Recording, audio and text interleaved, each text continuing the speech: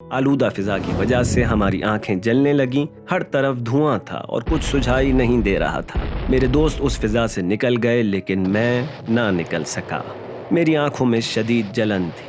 میں بمشکل ایک دوست کے ساتھ اپنے بیس کیمپ تک واپس آیا۔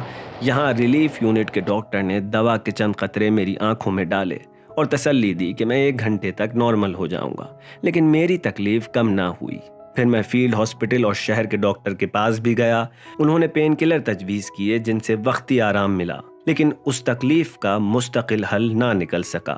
خطے کے کامیاب آپریشن کے بعد فورسز اپنے کیمپس کی طرف پلٹ آئیں، لیکن میری تکلیف ویسی کی ویسی ہی تھی۔ اسی طرح 3 سال گزر گئے۔ کئی ایک ڈاکٹرز کے پاس میں علاج کی خاطر گیا، لیکن شفا نہ ملی۔ یہاں تک کہ ایک دن مجھے یوں لگا کہ جیسے میری بائیں آنکھ اپنی جگہ سے نکل آئی ہے۔ جب آئینے میں دیکھا تو واقعی ایسا ہی تھا۔ میری تکلیف اب ناقابل برداشت ہو چکی تھی۔